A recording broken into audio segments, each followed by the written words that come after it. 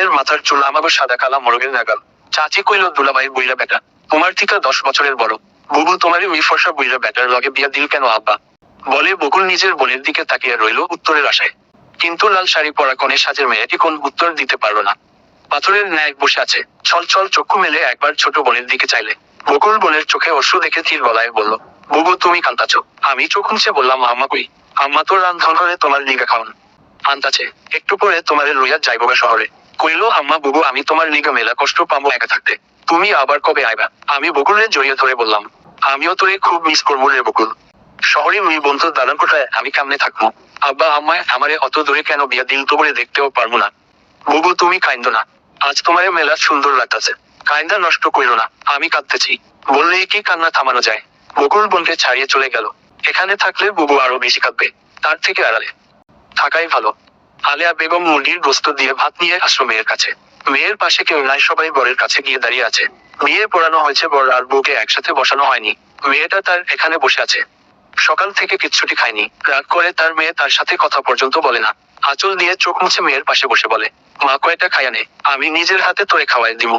ঘাড় ঘুরিয়ে মায়ের পানে তাকিয়ে বললাম, বড়লোক বাড়িতে বিয়া দিয়া পাঠাইতাছো ভালো মন্দ খাবার জন্য, ভালো থাকার জন্য। তোমাগো এই গরিবের ঘরে আর খাবো কেন?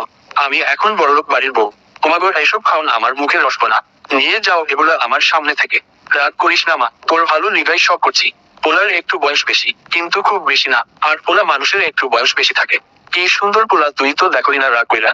যাকে সারাদিন না খাইয়া রয়েছিস এখন কয়টা খা আমার হাতে। আবার কবে এই সুযোগ পাবো? চলেই তো যাবি, যাওয়ার আগে আমার অন্তরে একটু শান্তি দিয়া যা। এভাবে রাগ করে গেলে আমি যে শান্তি পাবো না।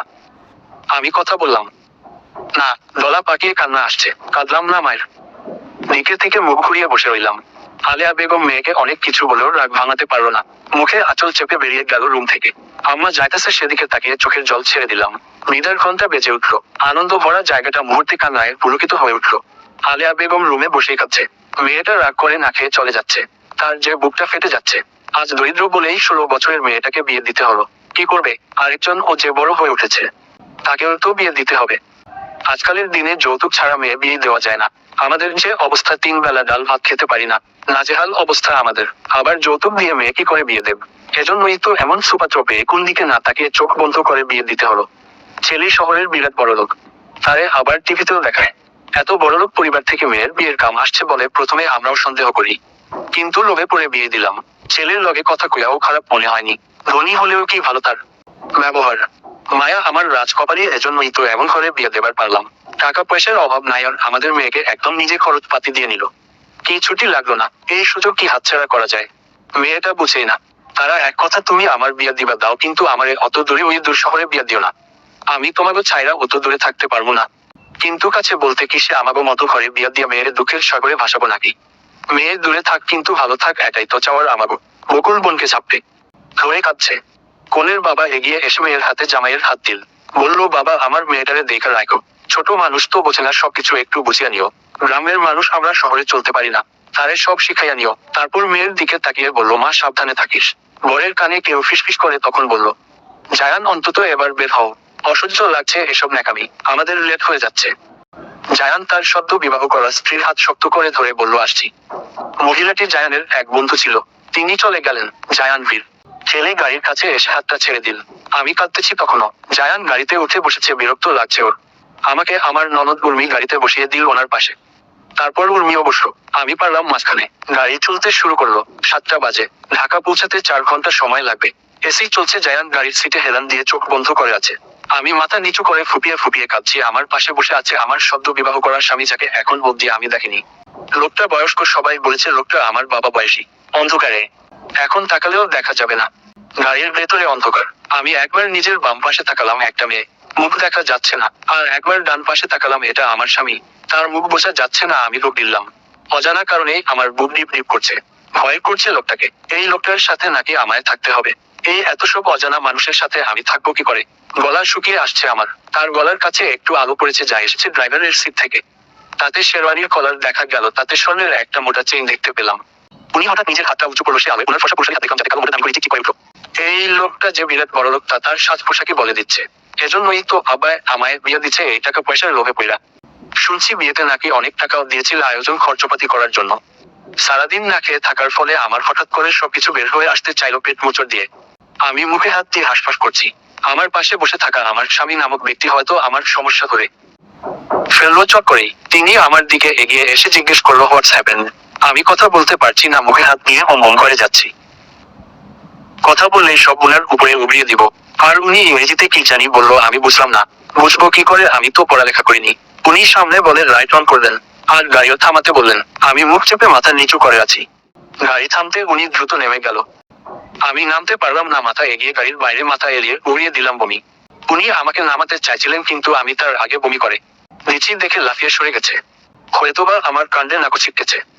বমি করে আমি লজ্জায় মাথা উঁচু করতে পারছি না। ভয়ে আটকে আছি শাড়ির কুচি মুঠো করে। তখন আমার ননদকে ঠেলে উনি তার পাশে বসলো। আমি জানালার কাছে বসে আছি এখন। লজ্জায় আমি আর কারো দিকে তাকালাম না। নিচু হয়ে বসে আছি। পেট ব্যথা করছে, খালি পেটে এত দূরে কিভাবে যাব। আমি অজ্ঞানের মতো পড়ে আছি। তখন পাশে বসা আমার ননদ উর্মি বলল, ভাবি তোমার কি খুব খারাপ লাগছে? সামনে ফার্মেসি পেলে ওষুধ নেব। ততক্ষণ পর্যন্ত ঠিক থাকো প্লিজ। তোমার যে গাড়িতে সমস্যা হয় আগে বললে একটা ব্যবস্থা করা যেত। আমার খুব খিদে পেয়েছে আপু। সকাল থেকে আমি না খাওয়া। লজ্জার মাথা খেয়ে বলেই দিলাম খিদের কথা। উর্মি চমকানো চোখে তাকালো এবং কিছু চিন্তা করে বলল, ভাবি এখনো তো মেইন রোডে আসেনি। কোন হোটেল পেলেই খাবারের ব্যবস্থা করে দেব। এখন খাবার কোথা থেকে দেব? এইভাবে না খেয়ে কেউ আসে? আমি আর কথা বলতে পারলাম না। লজ্জা উর্মি সামনে থেকে পলি এনে আমার হাতে দিয়েছে। আবার যদি বমি পায় এজন্য গাড়ি জানালাও খোলা। আমি আরো 2বার বমি করলাম। মনে হয়েছে পেটের নাড়িভুড়ি বেরিয়ে আসবে। পেট খালি, এছাড়া আর কি বা আসতে পারে। 1.5 ঘন্টা পর গাড়ি থামলো। আমাকে নিয়ে বেরিয়ে এলো উর্মি ও আমার দেবর। আমি আর স্বামী নামক ব্যক্তিটাকে দেখেনি আসতে। হোটেলে থেকে আমাকে ভাত, গরুর গোস্ত, ডাল ও মাছ ভাজা দিয়েছিল। আমি খিদের জ্বালায় গপাগপ খেতাম, কিন্তু পারলাম না। গলা চলে গেছে, খেতে কষ্ট হচ্ছে। তাও তরকারি কম নিয়ে শুধু ভাত গিলেছে পেটের খিদায়। গাড়িতে এসে আমাকে পানি ও ওষুধ দিয়েছে উর্মি। খেয়ে চোখ বন্ধ করেছিলাম। সমস্ত অপরিচিত মানুষদের সাথে যাচ্ছি। এনারা হয়তো প্রথম দিনেই আমাকে দেখে নাক ছিটকাচ্ছে।